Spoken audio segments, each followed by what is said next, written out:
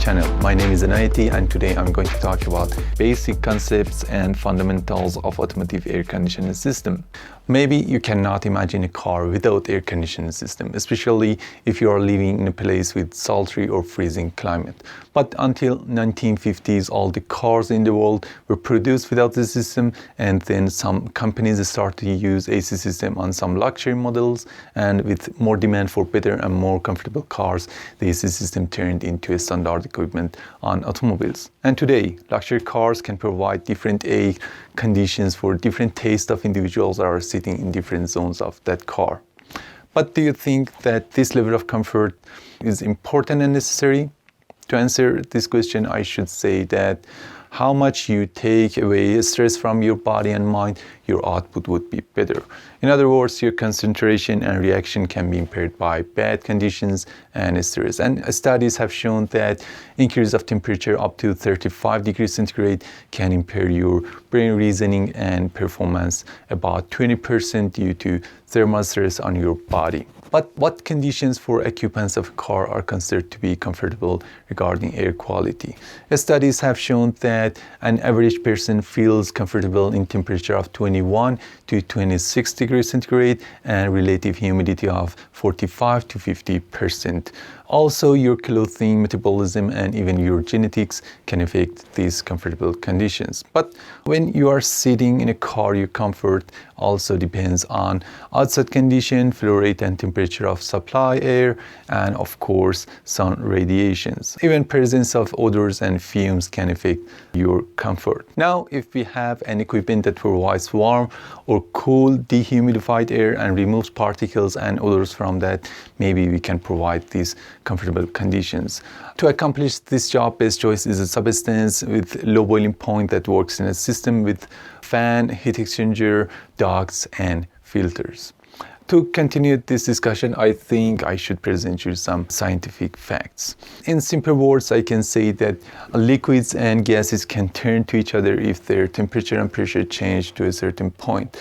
A liquid can turn into a vapor if you add enough heat to that just when water boils into the vapor. And if you drop pressure of that liquid very, very low, it starts to absorb the surrounding heat and this vaporization happens too.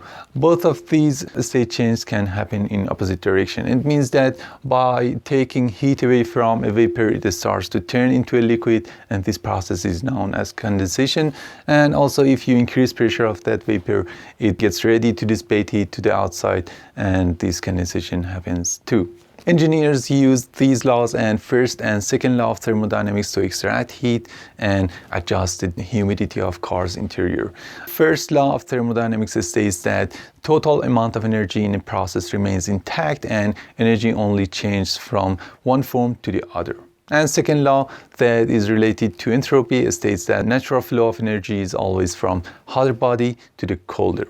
Now, I think it's sensible for you that if we have a system that works in a cycle to absorb the interior heat and dissipate that to the outside, we can make that interior cool. For this purpose, best choice is a substance with low boiling point that is in liquid state, but is very eager to turn into a vapor and evaporate that using interior heat energy in an evaporator by blowing air over that and receive cool air from the AC system. This substance that we use for this purpose is known as refrigerant. Now, keep this refrigerant definition in mind to talk about heating the interior. To heat up the interior that is not subject of this video, we can use hot coolant that comes out of the engine and guide that through a heat exchanger and blow air over that and receive warm air from the AC system.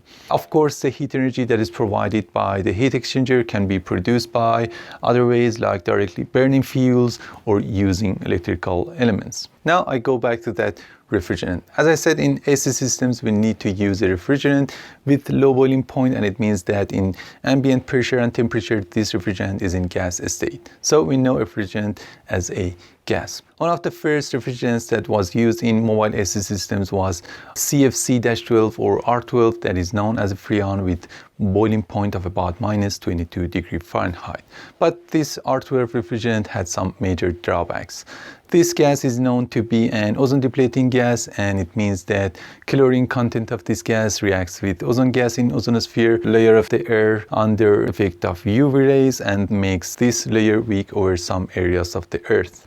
Also, this gas is known to have greenhouse effect that leads to global warming, and it means that presence of some gases like R12 and also carbon dioxide in the sky causes the sun rays that want to leave the earth after reflection reflect inside again, and this makes the atmosphere to get warmed up. These drawbacks made the R12 replaced with R134A or HFC-134A after 1994.